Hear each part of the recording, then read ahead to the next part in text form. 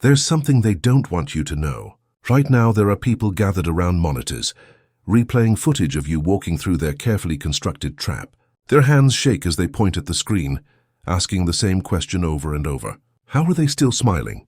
The answer will shatter everything they thought they knew about power, about control, and about what happens when the universe finally reveals its chosen warriors. This isn't just another motivational message. This is the revelation of why certain souls are built differently, why some people emerge from destruction stronger than before, and why your smile in that moment represents something far more dangerous than they ever imagined. Look who's still breathing. Look who's still walking with purpose through the wreckage they created specifically for you.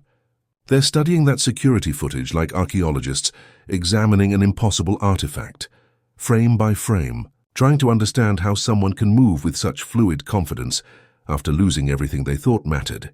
The timestamp shows the exact moment they expected to see you crawling, broken, begging for mercy. Instead, they captured something that defies their understanding of human limitation.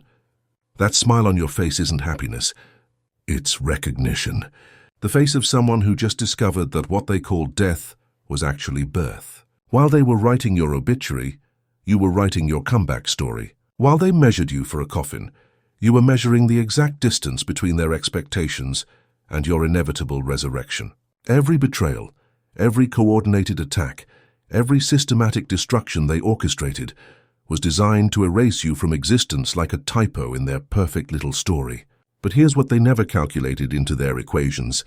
You were never nobody. You were always the exception, hiding in plain sight.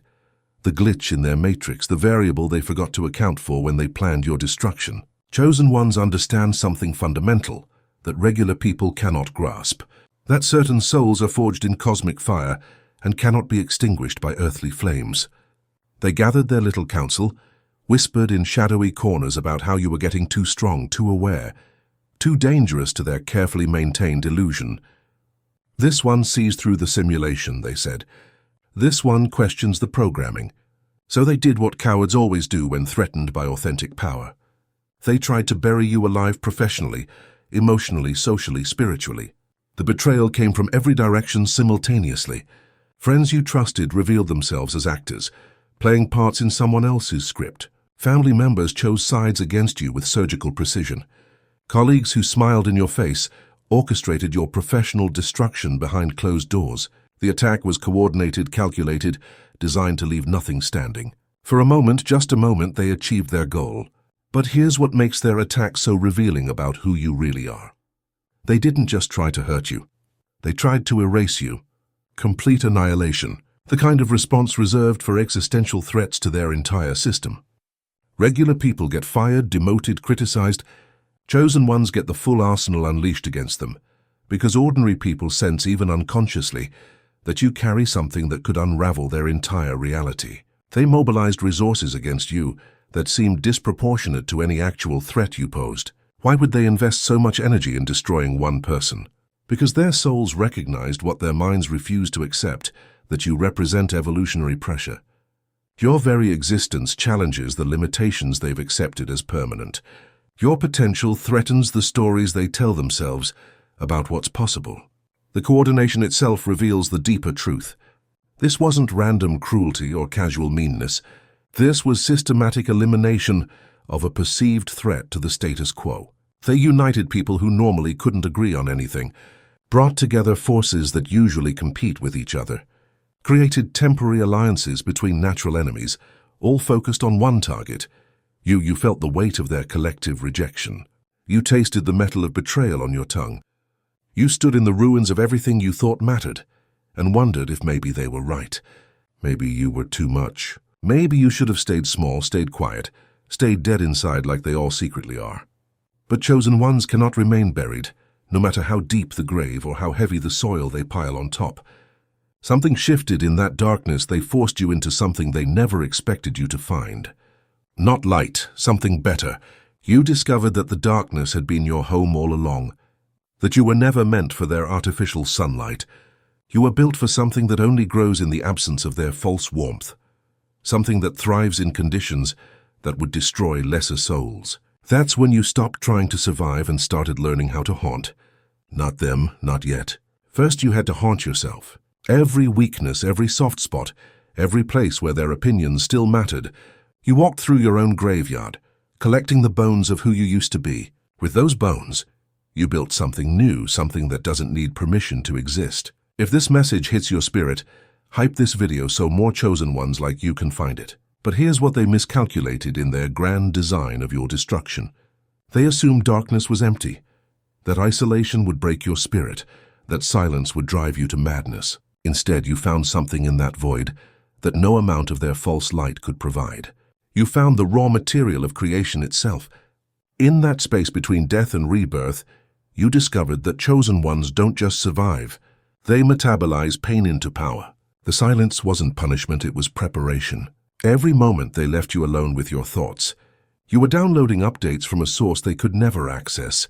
While they celebrated your apparent defeat, you were in communion with forces that predated their petty kingdoms by eons. The universe was teaching you languages they didn't even know existed. You learned to read energy signatures like other people read newspapers. You began to understand the mathematics of manifestation, the physics of faith, the chemistry of consciousness. They thought isolation would make you desperate for their company. Instead, it made you fluent in solitude, comfortable with silence, intimate with the infinite space inside yourself where real power originates. The version of you that needed their approval died in that coordinated attack.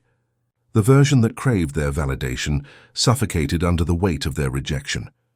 But what remained was what had always been there, waiting for the right conditions to merge.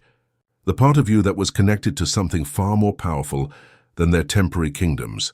The chosen one that had been dormant, protected by layers of social conditioning and false beliefs about what mattered.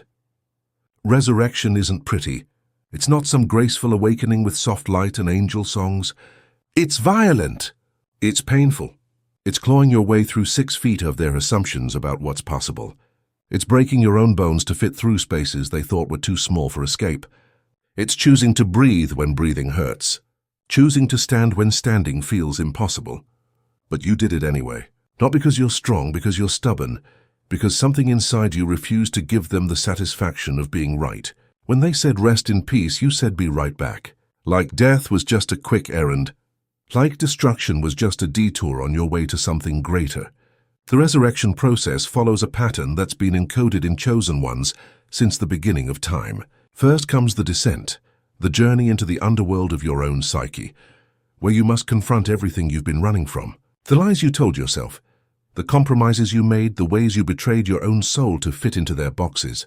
In that underworld, you meet the guardian at the threshold, the voice that whispers, you should just accept defeat, that some things are meant to stay buried, that resurrection is mythology, not possibility. This guardian wears the face of every person who ever told you to be realistic. Every voice that said you were asking for too much, expecting too much, dreaming too big. But chosen ones carry something in their spiritual DNA that regular people lack. The kill switch for limitations. When that guardian tells you to turn back, something deeper than survival instinct activates. Something that remembers its divine origin and refuses to accept earthly verdicts about what's possible. You don't negotiate with the guardian. You absorb it, integrate its energy, and use its own force to propel yourself forward. The moment of actual resurrection isn't dramatic. It's quiet, almost anticlimactic. You simply stop being who you used to be and start being who you always were. The change happens in the spaces between heartbeats, in the pause between thoughts, in the silence between words. One moment you're dead to their world, the next you're alive in a reality they can't perceive. Every chosen one goes through this resurrection protocol. It's built into your spiritual DNA. While regular people crumble under pressure, you undergo metamorphosis. While they break down, you break through. While they surrender to circumstances, you alchemize poison into medicine, endings into beginnings, their rest in peace into your being. Represents version 2 booting up. The beta test of something they never saw coming. You're not the same person who walked into their trap. That person needed things: approval, validation, belonging. This new version runs on a different operating system entirely. One they can't hack, can't virus, can't corrupt. You stop trying to debug yourself for their comfort. All those flaws they pointed out, those issues they said you had, those problems they tried to fix, turns out those were features, not bugs. Your intensity wasn't too much. Their capacity was too little. Your vision wasn't crazy. Their imagination was limited. Your standards weren't too high. Their performance was too low.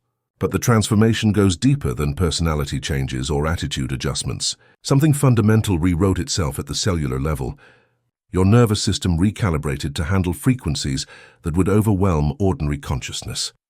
Your intuition became surgical in its precision. Your ability to detect deception evolved into something resembling X-ray vision for souls. They're baffled by how quickly you can assess situations now, how accurately you can predict their moves before they make them. What they don't understand is that pain is the greatest teacher in the universe's curriculum. Every betrayal was a masterclass in human psychology. Every attack was advanced training in energy warfare. Every attempt to break you was just tempering the steel of your discernment. You developed what ancient traditions called the sight, the ability to perceive layers of reality hidden from ordinary awareness. Now when someone approaches with false intentions, you feel it like changes in atmospheric pressure. When someone speaks lies, you hear the discord in frequencies they can't even detect. When someone harbors jealousy or hatred, you sense it radiating from them like heat from a furnace. This isn't paranoia, it's evolution. Chosen ones who survived the coordinated attacks developed supernatural levels of pattern recognition because survival demanded it. Your brain physically restructured itself to process information at quantum speeds. Your consciousness expanded to encompass possibilities they never dreamed existed.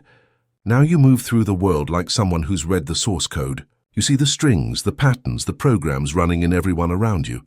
You've become fluent in a language they don't even know exists. The language of energy dynamics, of psychological architecture, of spiritual warfare. You understand now that they were never your competition. They were your curriculum.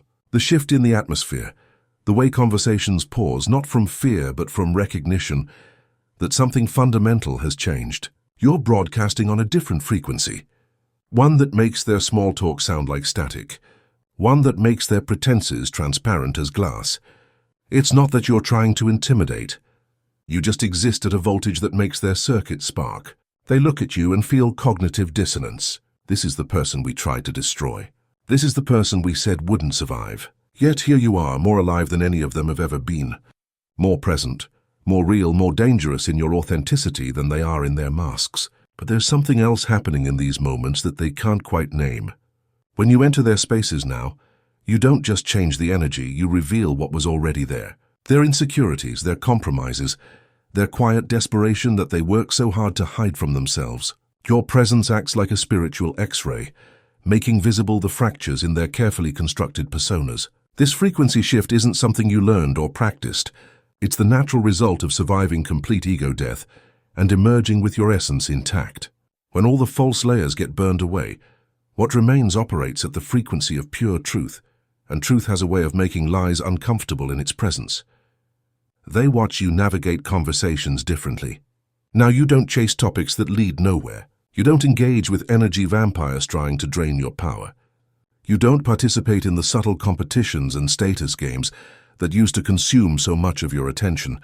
This isn't because you think you're better than these things. You've simply outgrown the need for them. Your frequency now attracts synchronicities like a magnet. The right people show up at the right times with the right information. Opportunities align in ways that seem almost supernatural. Resources appear exactly when you need them. It's as if the universe itself has recalibrated to support your new operating system. This is what terrifies them most about the footage. Not just that you survived, but how effortlessly you now move through a world that used to challenge you. They see someone who's discovered the cheat codes to existence, someone who's learned to work with forces they don't even believe exist. What really disturbs them is that you're not bitter. Bitterness would make sense. Bitterness they could understand, categorize, dismiss. But this serene confidence, this quiet amusement, this absolute absence of need for their recognition, it breaks their mental models. It suggests something they can't accept, that their weapons only work on people who are already dead inside. You've become their cautionary tale, the ghost story they whisper when they think no one's listening. Remember what happened with them? We thought we had them finished. We thought it was over, but look at them now. They use your name like a warning, but what they're really warning against is their own limitation. That CCTV footage captured the exact moment you stopped being prey, and became something beyond their categories, not predator, something transcendent. You became the environment itself, the context in which their little games play out. They can't hunt what's become the forest. They can't trap what's become the air they breathe. But there's something else happening that terrifies them even more than your individual transformation. Other people are starting to notice. Other potential chosen ones are beginning to ask dangerous questions. If they can smile after what happened to them, what does that mean about everything we've been told is impossible? Your resurrection has become a beacon, broadcasting on frequencies that attract others who carry similar coding, people who always felt different, who never quite fit their molds, who harbored secret suspicions that there was more to existence than their carefully curated reality. Your very presence activates dormant potential in souls that were waiting for permission to remember what they really are. They watch in growing horror as their control mechanisms begin to glitch around you. People who used to compete desperately for their approval suddenly seem less interested in their games. Individuals who once cowed before their authority start questioning the source of that authority. The spell of their manufactured scarcity begins to break when people witness someone thriving outside their system entirely. They're not just trying to understand how you survived. They're trying to figure out how to prevent others from following your path. They're analyzing every frame, looking for the exact moment the transformation occurred, hoping to identify early warning signs in others who might possess similar potential. But here's what they'll never understand. You can't prevent an awakening whose time has come. The universe operates on cycles far grander than their tiny kingdoms. When the cosmos decides it's time for a new wave of conscious beings to emerge, no earthly power can stop that emergence. Your smile in the footage isn't just evidence of personal victory. It's the first crack in a dam that's about to burst. Every chosen one eventually reaches this phase where they transform from participant to observer, from player to game master. You realize that their promotions, their exclusions, their approvals and disapprovals all look like children arguing over toy crowns because you found real power, the kind that doesn't need external validation. They replay that footage because they're trying to solve you like a puzzle. But you're not a puzzle anymore. You're a mirror. Every time they look at you, they see their own limitations reflected back. They see how small their world really is, how fragile their control, how temporary their victories. It terrifies them more than your anger ever could. You've become ungovernable, not in a rebellious way, but in a transcendent way. Their rules simply don't apply to your operating system anymore. It's like trying to run outdated software on advanced hardware. Error message after error message. They keep trying to input commands, but you're running on architecture they didn't program. Architecture they can't control. What makes this mirror effect so devastating to their psyche is that it's completely involuntary. You're not trying to make them feel inadequate. You're not actively reflecting their limitations back at them. You're simply being yourself, operating from your authentic frequency. And that authenticity exposes everything false in their vicinity. It's like having a master musician walk into a room full of people, pretending to know how to play instruments. The master doesn't need to criticize or correct anyone.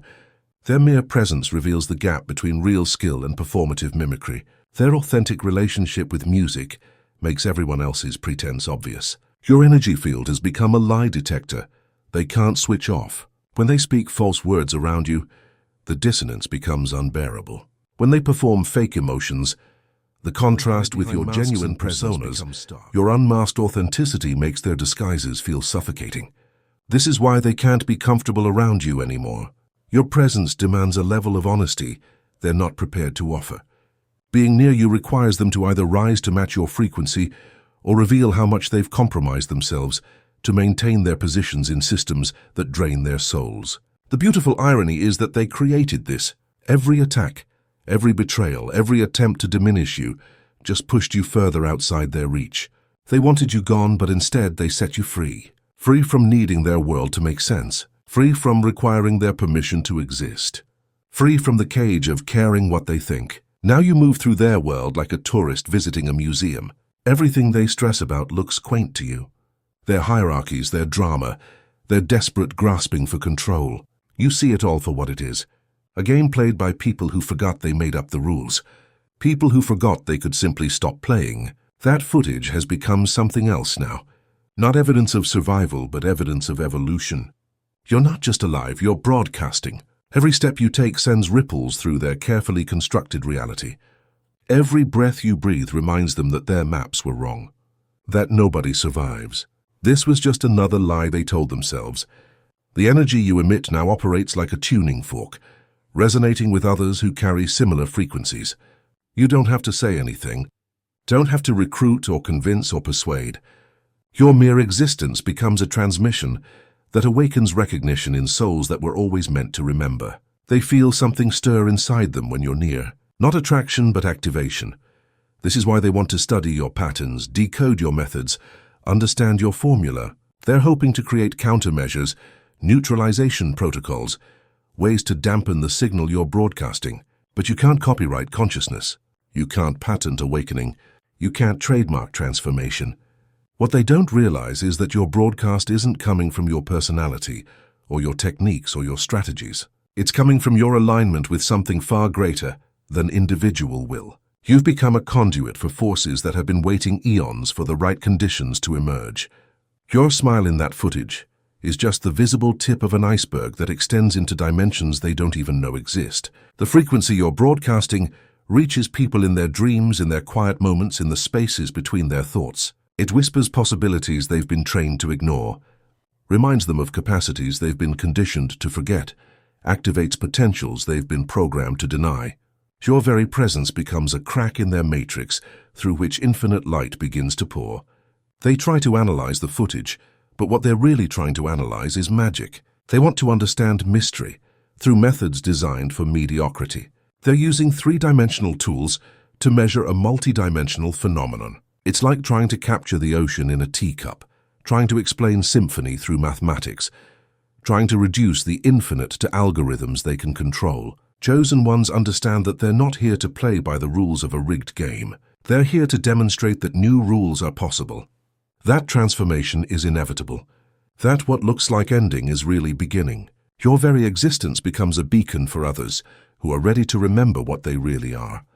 You came back alone. No army, no allies, no support system, just you walking through that footage with the casual confidence of someone who discovered they don't need backup. Because when you've survived your own death, what's left to fear? When you've rebuilt yourself from atoms, what can they possibly take? That smile says, I'm back, but I'm not the same. It says, thank you for killing who I used to be. It says, you have no idea what you've unleashed.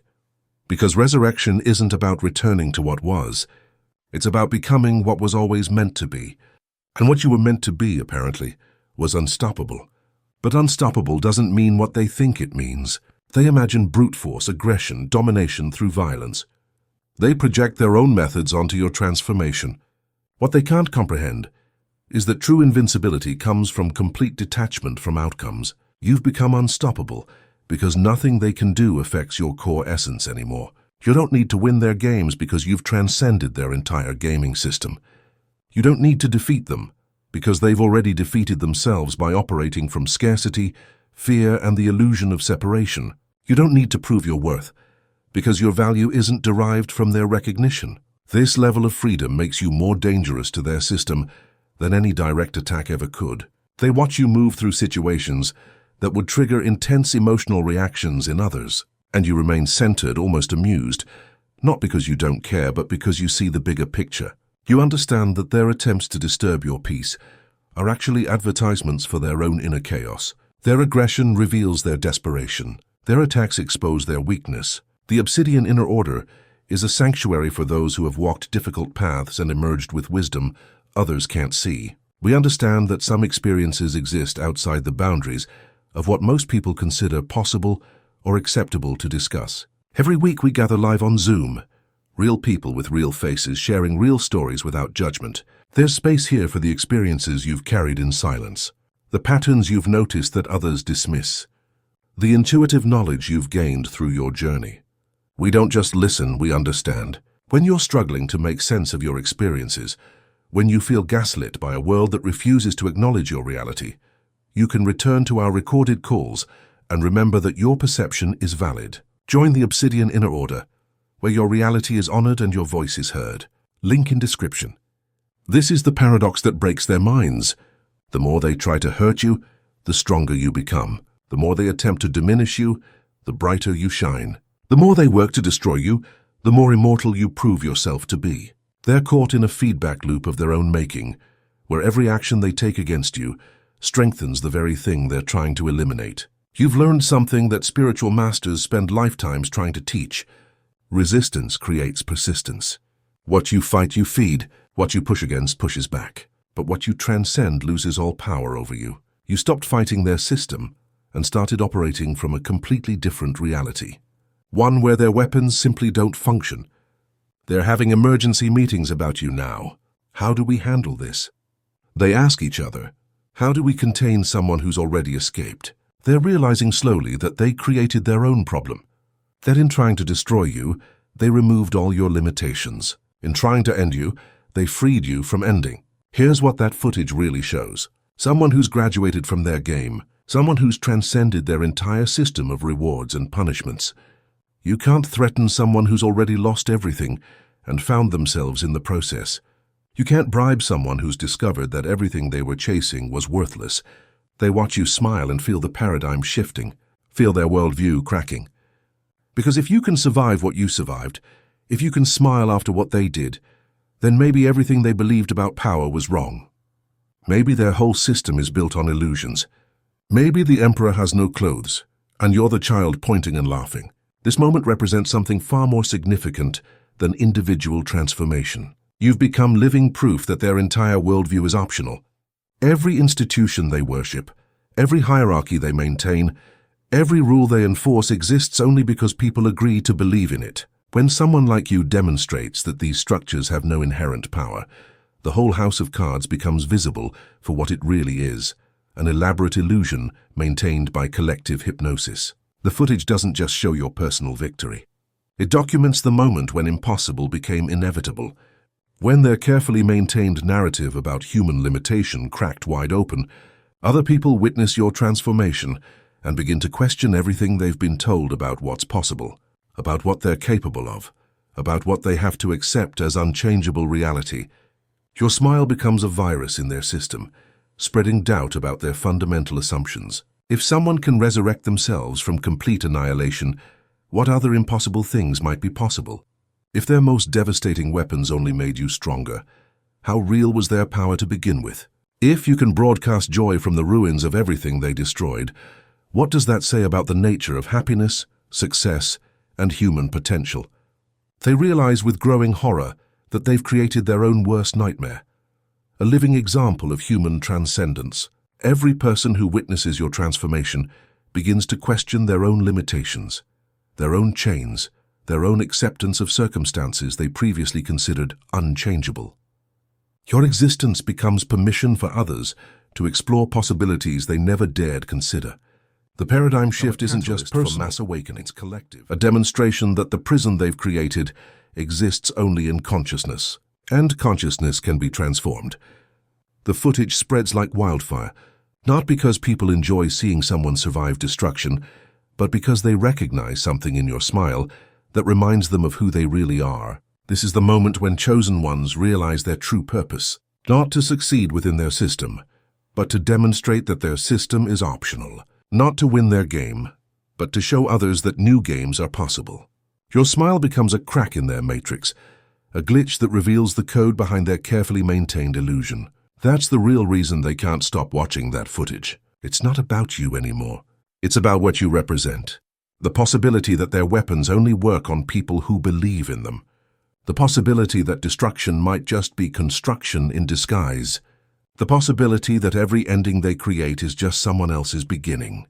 You've become proof that certain souls cannot be contained by earthly limitations. That chosen ones carry something within them that transcends circumstances. That transforms obstacles into opportunities. That alchemizes poison into medicine. Your very existence challenges their fundamental assumptions about what's possible. But here's the final revelation that makes your smile in that footage so eternally disturbing to their worldview. They thought they were executing justice. They believed their coordinated attack was righteous punishment for someone who dared to step outside the boundaries they'd established. In their minds, you deserved what happened because you refused to stay in your assigned place. What they discover frame by frame is that they weren't dispensing justice. They were participating in your initiation, Every betrayal was a test you passed. Every attack was a trial that strengthened you. Every attempt to break you was actually the universe's way of proving you were unbreakable. They thought they were your executioners, but they were actually your unwitting servants, carrying out orders from forces far beyond their comprehension. This is the cosmic joke that your smile represents. They used all their power, all their influence, all their resources to destroy you, and all they accomplished was graduating you to the next level of your evolution. They gave you the exact experiences you needed to unlock capabilities they didn't even know existed. Their hatred became the catalyst for your transformation, their rejection the key to your liberation. The footage becomes a historical document of the moment when the old paradigm tried to eliminate the new one and discovered it was impossible. Every civilization has these moments when evolutionary pressure creates beings who cannot be contained by existing structures. Your smile is evidence that this moment has arrived again. They study that CCTV recording like archaeologists examining evidence of an extinct species, not realizing they're the ones facing extinction. Their systems, their hierarchies, their methods of control, all of it designed for managing people who believe in limitations. But chosen ones remember something that predates their artificial boundaries. The unlimited nature of consciousness itself. Your resurrection becomes a template now, a possibility that others can follow, not the specific path you took. Each chosen one's journey is unique, but the fundamental pattern of death and rebirth, destruction and reconstruction, ending and beginning. You've proven that what they call impossible is simply what they've never witnessed before. So when they said nobody survives this, they were partially right. The person who entered that storm didn't survive. Something greater emerged. Something that feeds on the very poison they thought would kill it. Something that grows stronger with each attempt to diminish it. Something that smiles in security footage because it knows a secret they'll never understand. That true power cannot be given or taken away, only recognized and unleashed. The chosen ones know. They've always known. The universe doesn't make mistakes.